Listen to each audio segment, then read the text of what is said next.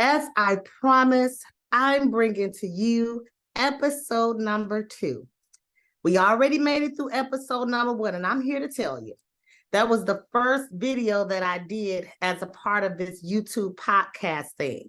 So the camera probably wasn't the greatest. My tone probably wasn't the strongest, but that's okay. There comes trial and error when you're doing God's work. So just know it's not going to always be perfect. It's the message behind the story.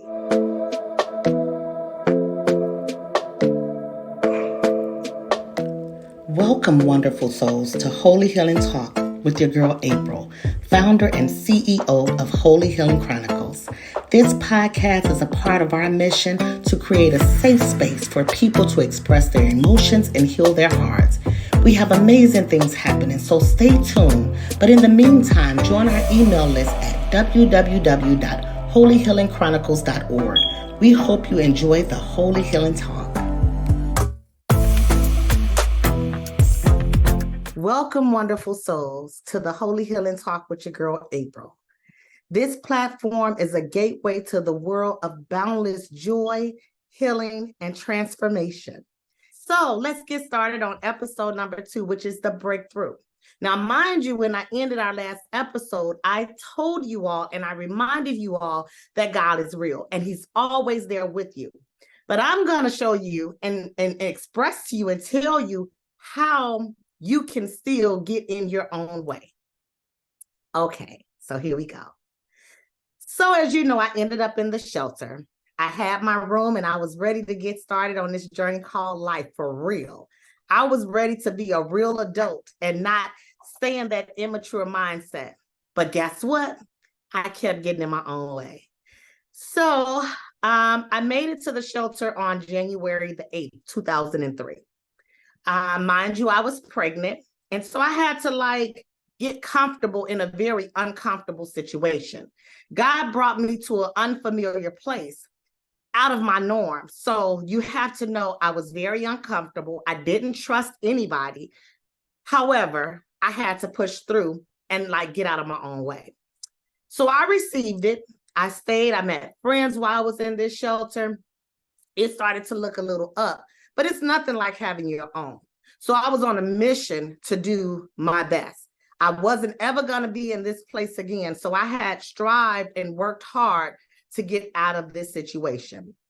I ended up giving birth to my son on January the 23rd. And that whole process for me was the hardest thing ever, because when you live in a shelter and you're giving birth, you don't have family around to give your children to until you go have your baby. So the next thing was for me to trust one of the friends that I met in a shelter and sign my children over to someone that I didn't really know. But I had to do it, or else my children were going to go to Child Protective Services until I had the baby.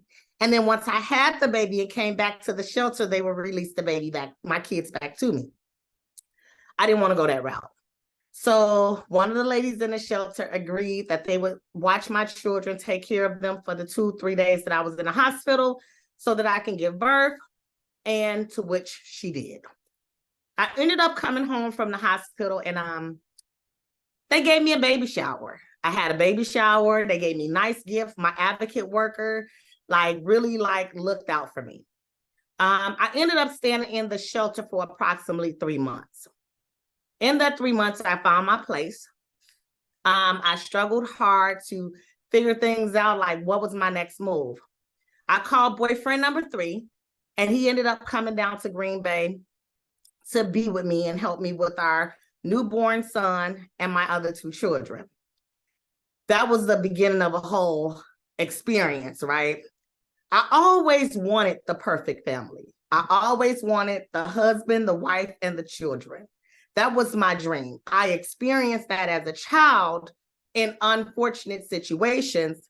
But yeah, I was in a household with my mother, my father, and my sibling. But that's not what I was going to get, not right then. See, I prayed to be a wife. I knew my position. God, I am a wife.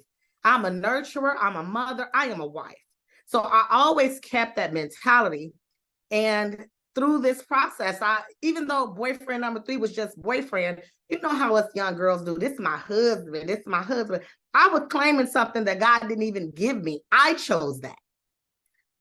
We went through this relationship. It was really difficult. We had some good moments, but I can honestly say it was more bad moments. Not just because of him, but because of me too. This is where I take accountability. I understand that we were really on 2 different paths, but I didn't realize it. And so I had to humble myself and just stop. I got tired of fighting, dealing with abuse and, back and forth and relate. I had just got tired of it.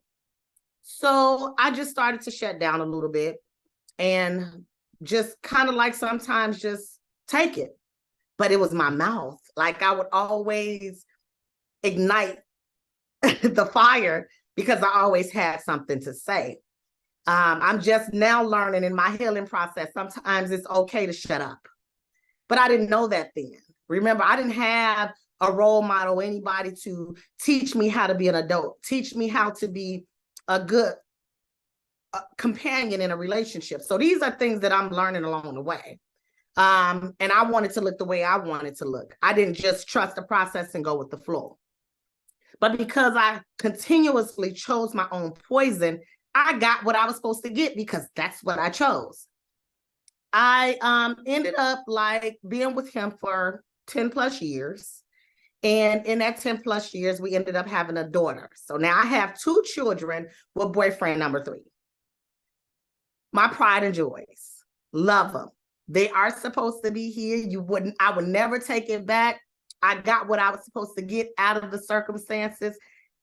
And I was blessed with 4 beautiful children. My last daughter that I had, I struggled with that pregnancy. Within that 10 plus years, I struggled really hard because I was just getting on my feet. I had just got my first job at JCPenney's. I've never worked.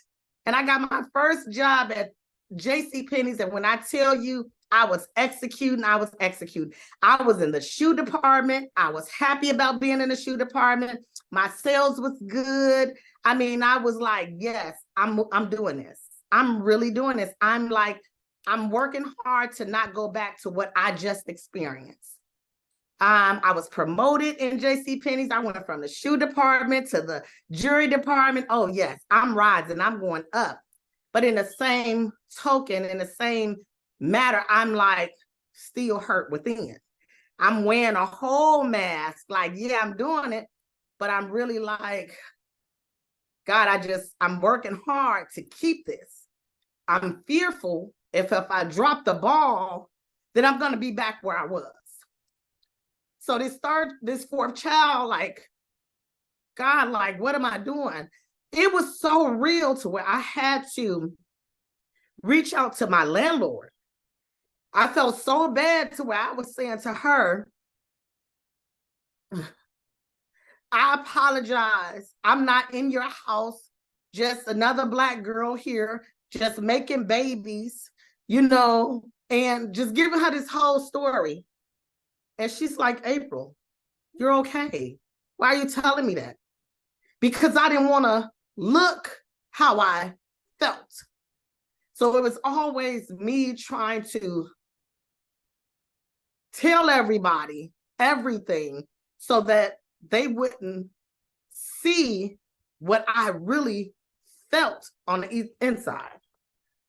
People who know. I don't care how many masks you wear. If you're broken, the eyes tell a whole story. And so, yeah, I gave birth. It was a hard time for me, like, because I was just starting to do better. Like I got my job, but then I got Section 8 and I'm getting all it. It was great. But the relationship was over. We was together all of those years. And what I did before, I did it again. I ended up finding comfort in someone else to prepare for the departure of this person because I didn't want to be alone. So I kind of had this inkling that boyfriend number 3 was just not doing the right thing. Whether it was with somebody else, I just had this feeling. So it was time for me to move on, but not physically move on, right? So what I ended up doing was I'm on Facebook one day and I see this guy that I went to school with, and I'm like, yes, like images. I was so used to things. Let me tell you, don't get caught up in the stuff. I'm telling you, it will let you down all the time. He was in this picture standing next to a Range Rover. And I've always had nice things. So I seen him. He's like handsome. But then I see, okay, he got a little something going on for itself. Not the case at all. But it was fine because conversation kind of took over what I saw. The conversation took that away. It was like I didn't even care about the car he was sitting in. He wooed me. One mistake that I made, though, I told him too much about my previous. And what I've learned in this is that the person that God sends for you, he don't want to know about your past. He want to know how can he make your present and your future so much better. And in those conversations of me sharing my previous, he never stopped me. He kept wanting to hear more and more. So everything that I said I didn't get from that relationship, he really tried to give me that. When I tell you catering to me, bringing my plates to me, serving me, when I say the talking was so smooth, I used to say, what song is that from? Because it sounded so good, right? And here I am in this relationship. Now me and my boyfriend number 3 is done. And now I got that security of someone else stepping in right away. So I didn't have time again to heal. I just got into it. And then the crazy part is you got to be careful what you ask for. Because I was asking, I said, God, I don't even want someone who got everything. I'll take a bum on the street as long as he treat me good. You better know that the power of the tongue is real. I said, God, forgive me. Whatever you have for me, I am ready to receive. Never, be specific in your prayer. Be very specific. Because boyfriend number 4, woo, when I tell you this one is the one that I feel like almost took me out. But God, I am still here. And I'm doing even better than I did before. Praise God. Hallelujah. Yes, I'm doing so much better. But let me take you through this journey. So as things are starting to look up and God is showing me that there's a breakthrough, I didn't pick my own poison again, right? Pick my own poison again. And I'm in this relationship another 10 years. So let's be clear. I am about to be 46 on 11/11. Pretty much 28, 29 years of my life, I had been in a relationship, never being by myself, never grieving properly, none of that. Looking for love, trauma bonding. When I tell you trauma bonding. So I'm in this relationship. He knows all the right things to say. I feel secure with it. I'm like, I want you to come. Mind you, we made it official January 21st of 2012. 2012. He told me he was in love with me Valentine's Day. That's not even a month. I shared with him everything that I was going through. I even lied. Let's be clear, because if this video ever get out, You know, one thing a person can do is point the finger and say, but I'm going to tell you, I lied. I was telling him I own my own house. I told him, look, I felt like that kept me together. But I felt like telling him that would make him want me more. Because he saw the determination and like everything that but again, be careful with that. Because God will give you everything you ask for, right? So I'm telling him I own my own house. I got my own business, but I do have my own house, but I don't own it. And he came right away, saying all the nice things, has won me over. I tell you, the first day I went to work after leaving him at the house after he moved in, I came home. He was in the kitchen. He was cooking, had everything laid out for me and my kids. Oh, winning. I'm like, okay, but I'm still like, ugh. A few days into the relationship after him moving in and like staying at the house, I felt uneasy, very uneasy. I just couldn't bring it. I couldn't figure out what was going on with me. So I told him, I just don't feel comfortable with this. I don't know what it is. And so I was like, you're going to have to go to a shelter. And he went to a shelter. But then I'm conflicted. I'm like, oh, I feel bad. He came all the way down here for me with one suitcase. He moved in with me and my kids into our house. Like, oh, and I got him. Let me go get him. Went and got him. When I brought him back, it was okay for a little bit, but things started to unravel. He got his first couple of checks and, you know, he helping with little bills, but I can see it's some little pullback, but he giving me, right, to help because he's there. And then the child support thing came up. This dude owes $65,000 back child support. So now his checks is like $200 and some dollars every 2 weeks. I'm like, oh my God, I'm mad. I'm real mad. Because I was the never girl. I was the girl that said I would never take care of a man. I never let a man be driving my car when he ain't like, I'm not never. Because I never experienced that. Even with boyfriend number 3, I didn't experience that. But I get with this one and wow, like I'm really doing it. It, you know, teaching my kids growing up, y'all got respect. Y'all want cell phone, you're gonna have with the cell phone bill. My daughter, she's paying a cell phone bill for us. Like hers, mine, and then I got him a line on it. It's yeah, upgraded, like real good. After being with me for a couple of months in my house, in my home, in my children's home, I remember waking up and him telling me that he didn't think this was gonna work. I'm not giving him what he needed. And I said, you know what? I'm sorry, but I have 4 children. I can't give you no more. I've invited you into my house. You use my car going back and forth to work. I'm paying the mass majority of the bills. Like, I can't give you none. He left.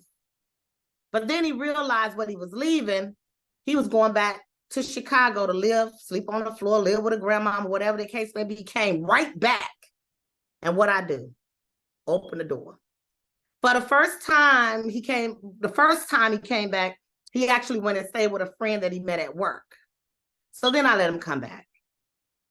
But it was just so many red flags. Like God was showing me through my breakthrough, I'm getting in my own way. I'm causing myself to break down because I'm making the choices. I want to be in control.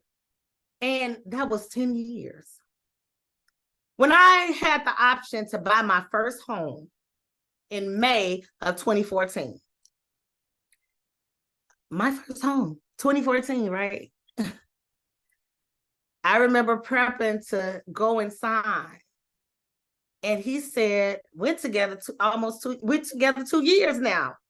He says to me, like, he's met some friends in Green Bay, all male friends, and, you know, some female friends that from the job. And he says to me that he wasn't sure if he wanted to move because he was just getting his life established in Green Bay. And I'm like, but I'm your woman. I'm your lady. Like, what do you mean? Well, I didn't have any say so in the house and this, that, and the other. And of course, my mouth like, but you're not contributing to anything. I'm getting the house, you come. He battled with that. Another red flag. Because if he was in it for me, it wouldn't have even mattered. You know, it wouldn't have mattered. I'm upgrading us as a family, you know?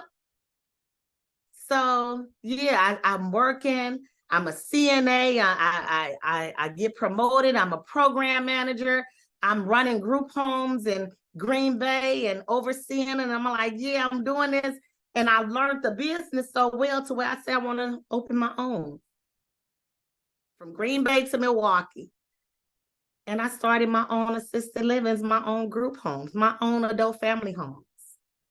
I'm doing well.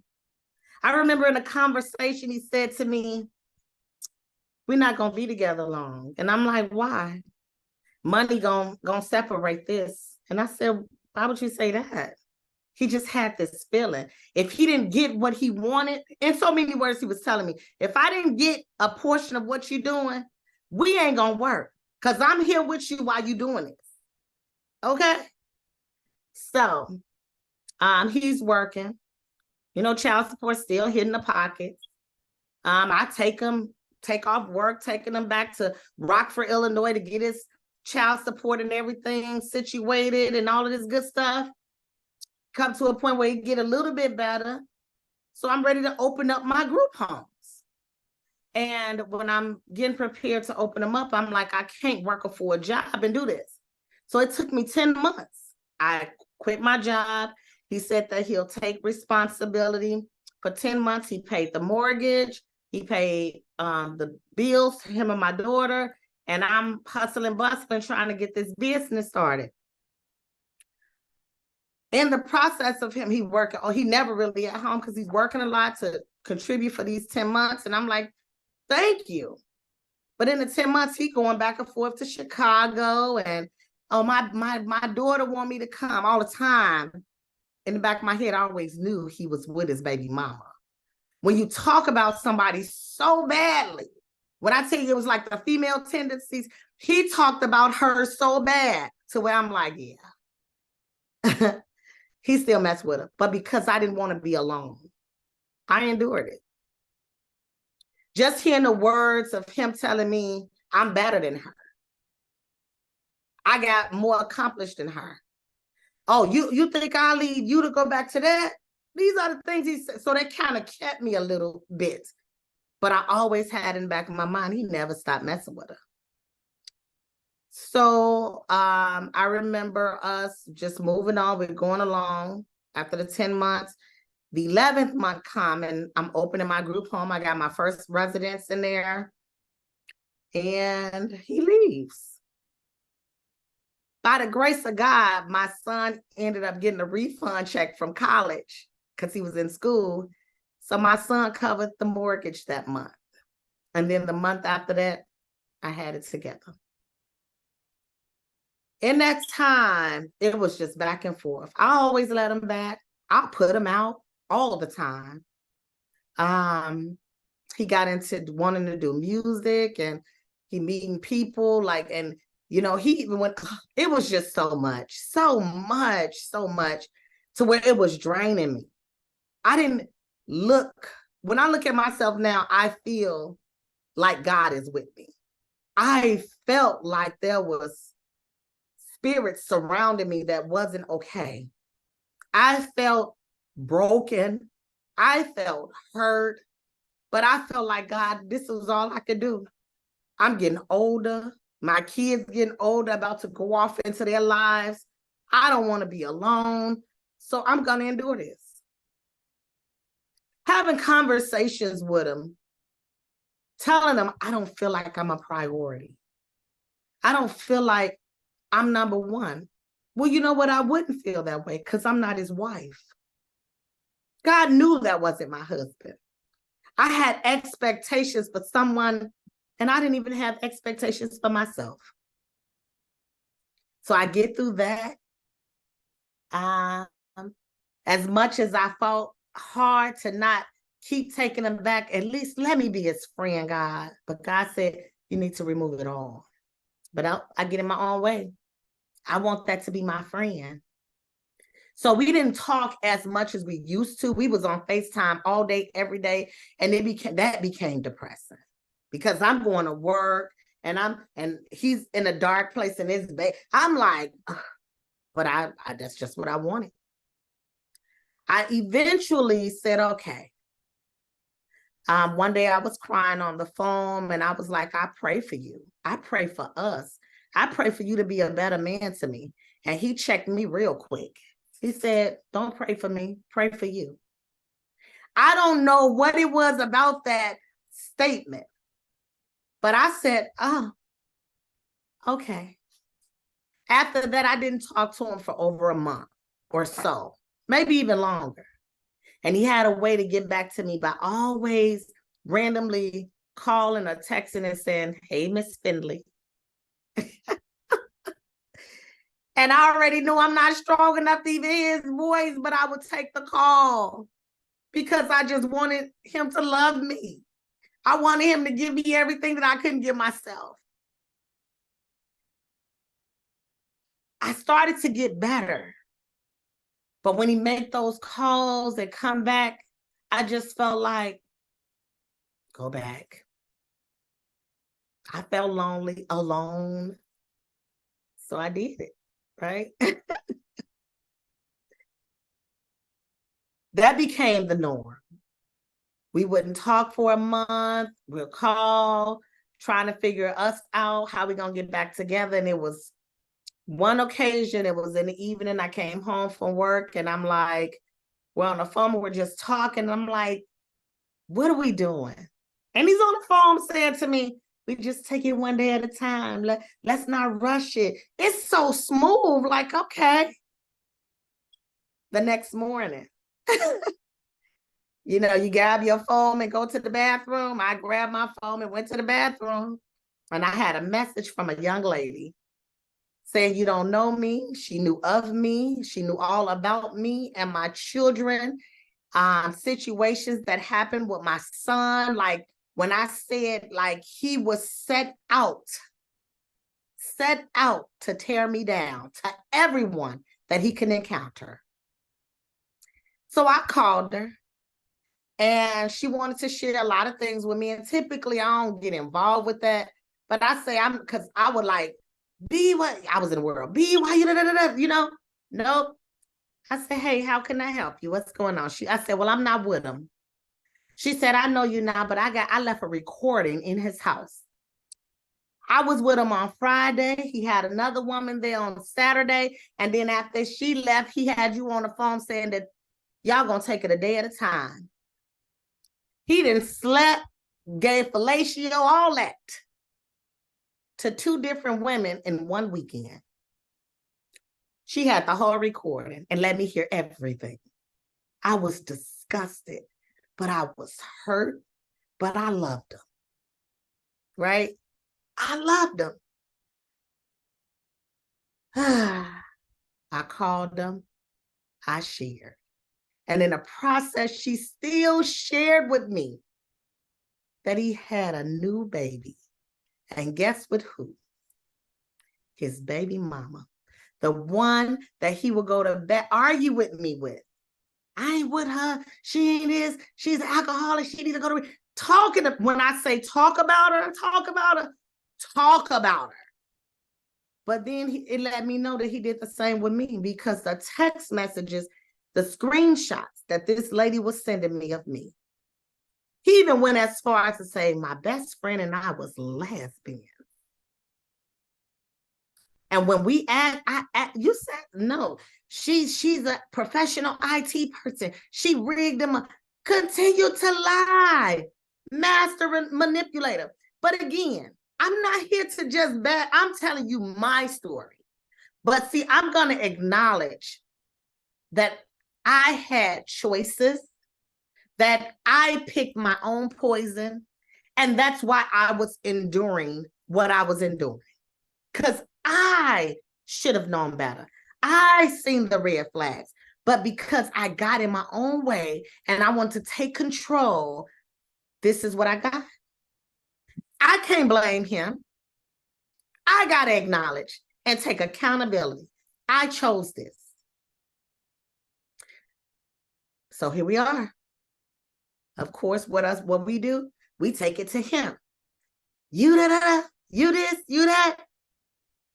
He lied about everything. But when I said, you got a daughter, he stopped and said yes.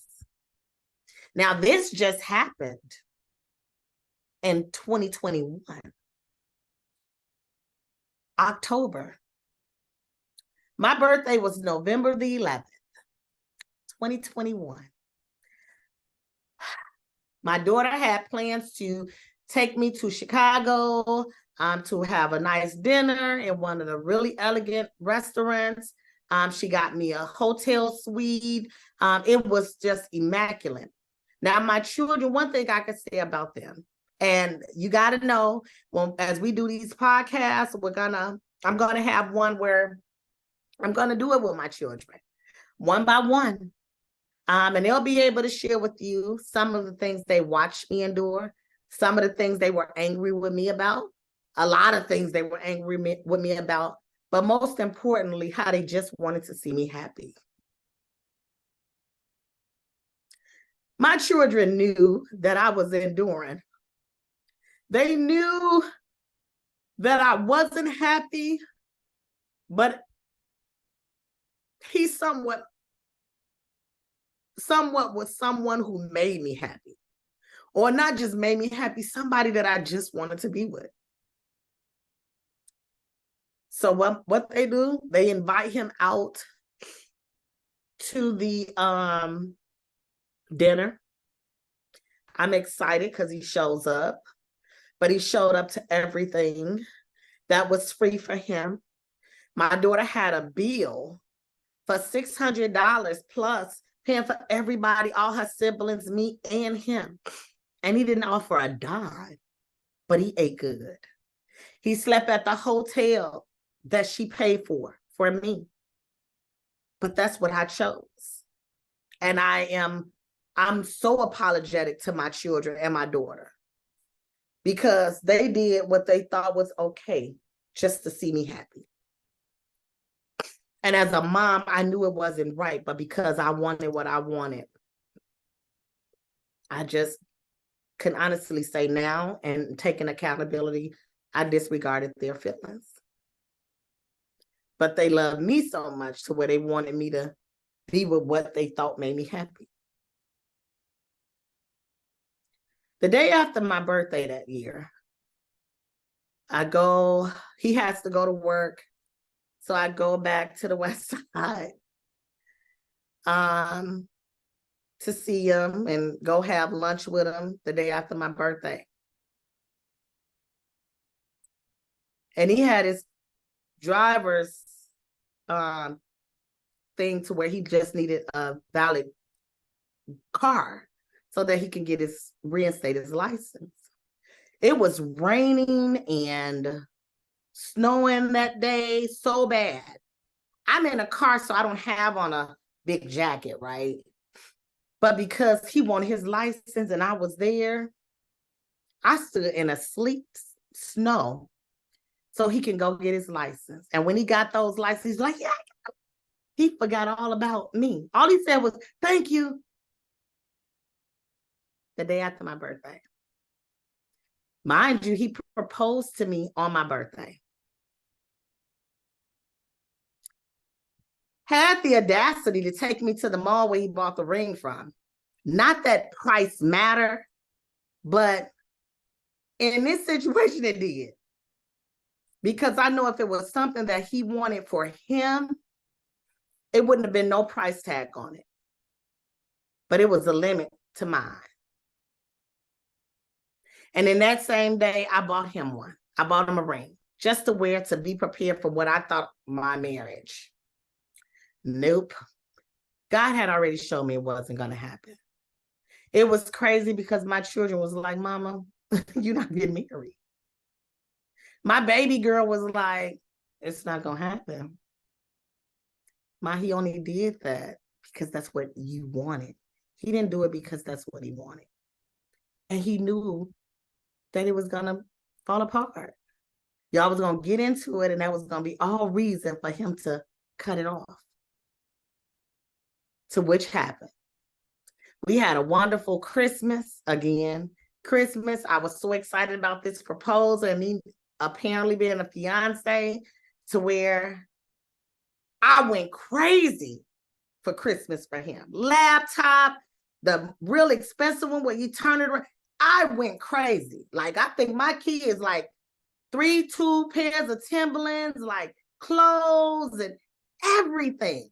And it wasn't about the things, but I'm gonna tell you how excited I was, because God used to stop me. Like, I'd be wanting to do stuff, but I just couldn't do it. But this time I'm a fiance. I'm pushing through. I'm doing everything. Christmas for him, I think that was the best Christmas he had in his whole life. Let's be clear. And my Christmas gift was just what it was. Thank you. Thank you. After that, he went back home, never came back to my house. And Valentine's Day came. He said he forgot it was Valentine's Day. I didn't get a flower. I didn't get anything, nothing. But guess what? Stop talking to me for another month. March 19th, I got his credit right. I fixed his credit, put him on my credit card so that he can get a 700 plus. I was close to 800. He got all of that. And when I decided to reach out to him after a month of us fighting and arguing over the phone, he went and bought him a new car, a 2016 Audi. It was nice, so beautiful. But he didn't even want to tell me about it. When I said, what kind of car you get? See, the way God worked through me, he give me dreams. And the dreams are always true. It be just like it's supposed to be. So when I called him, I was like, so what car did you get? He was kind of stunned, like, how you know? But God had already showed me. Yeah, I got a car. He was like, I'm not telling you. Oh, okay. Went through that battle. And at this point, it's like, I knew that was it. That was it. So I just learned through that process. Don't say nothing. Because everything I say, because I'm tired of fighting, I'm tired of arguing. I just want somebody for me. And this is the person that I choose for me. I want him. So not to make him mad. I'm not going to say anything. I'm not going to argue. I just completely shut down. So now he feels good to travel back and forth every weekend to hang out with me. But when he comes, he's taking my energy. He's draining me. When I say draining me, I had no energy. I would ask my best friend, what is this feeling? It's like when I'm around, I'm happy to see him, but I feel so exhausted. But I see him like he's hyped. And he was just draining me. But this was God. And not too long before I left, God showed me the spirit of death. I hadn't been to the doctor to get my blood pressure checked. I hadn't checked my diabetes. I just wasn't doing anything. I was just doing everything for everybody else, but not taking care of me.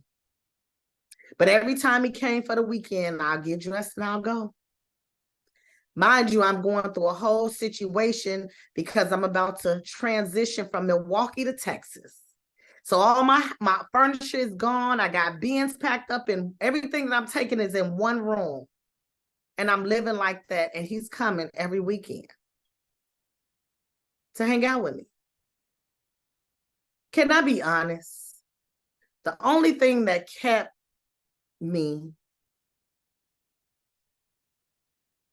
was knowing that he would come and the intimacy. That's sad. Being intimate with him made me feel loved. Mind you, the way he was with me, he was like that with every woman that I didn't even know about. You live and you learn. So it's getting time for me to go. And I have to just say, I'm putting my foot down. He's going to move me to Texas. Again, I'm saying what's going to happen, but God said another thing. I asked him, would he take me? And he said, yeah. I told him that he's going to have to take off of work. He's like, all right, I'm going to work it out. I said, okay, I'm going to need you here on a Wednesday so that I can pick up my stuff on a Thursday and we can head out Thursday around 1:00. We had this conversation a weekend before, which was Father's Day weekend. I took him to get him a full body massage. I put it that while he was getting massage, I put $1,000 in his shoe. So when he put on his shoe, like I tried, right? And so I was really prepared for him to take me. I even went as far as to get a backup plan because I know how he worked. If it wasn't benefiting him, he wasn't going to do it. Now, if I would have said, I'll pay you $2,000. Yes, he charged me. He charged me for things. And if I offered to do it, he didn't say, no, babe, you don't got to give me nothing. This is what I'm here for. He took everything. In my businesses, he knew how to do maintenance work, drywalling and stuff. And we had situations where a resident punched a wall or something. We paid him to fix that. He wouldn't do anything for me for free. Red flags. But now I know. Now I know. Woo. Well, it's Tuesday, 2 days before it's time for me to get out. And I'm on the phone with him. I said, FaceTime. I said, what time are you going to be here? Tomorrow's, because we got to get, he was like, tomorrow. I said, yes, we had this conversation. He said, I said, you know what? Don't worry about it. And when I said that, he left just as that. I got off the phone. I started, and God give people assignments right on time because the lady that I met, her and her son, got me to Texas. I remember the morning of when I went to get the U-Haul, and I'm just crying because he's on his way to work in the passenger side in his friend's car, and he calling me like, yeah, what's going on? I'm moving today. What do you... This is the thing for me.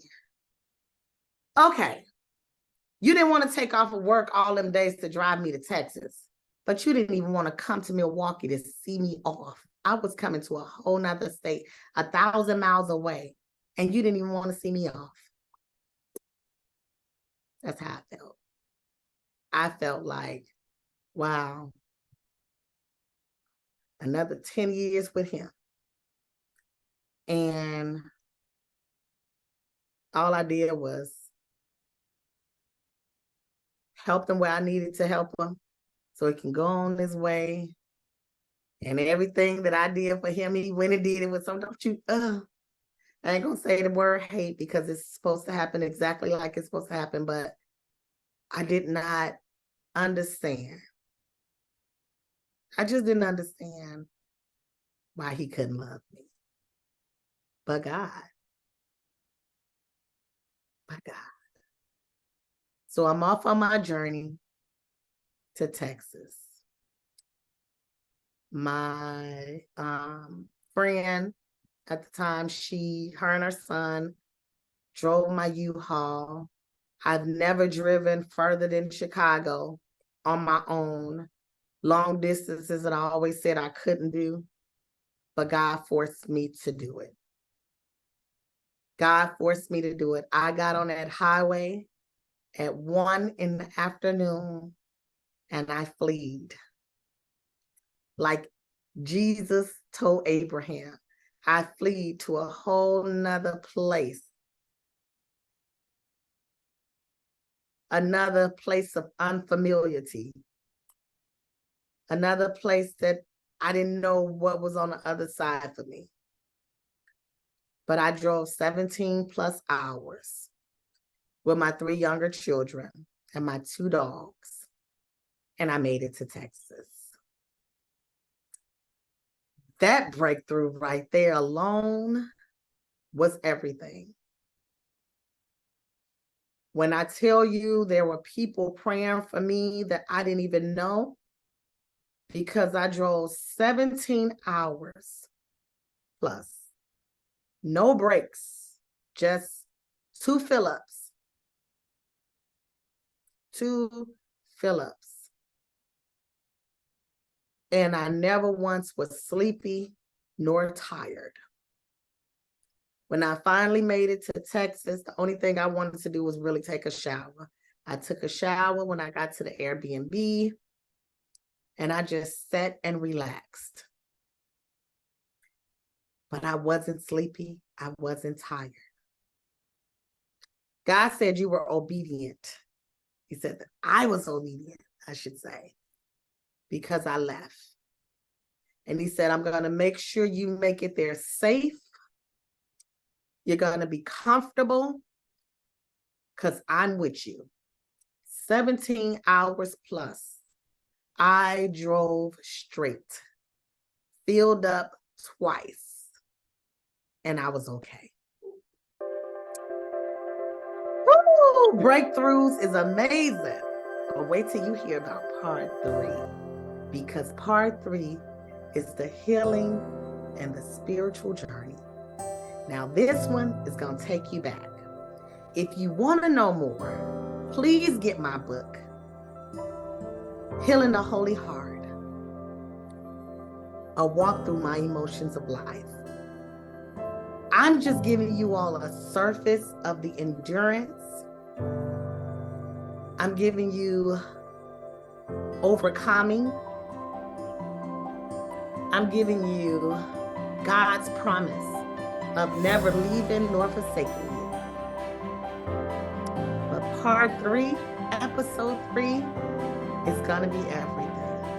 Because when I tell you, when you pray, be specific in your prayers and be intentional, because God hears everything and he will deliver. I am signing off. You all stay jolly, you stay happy, but you stay safe. I love you all. Bye-bye.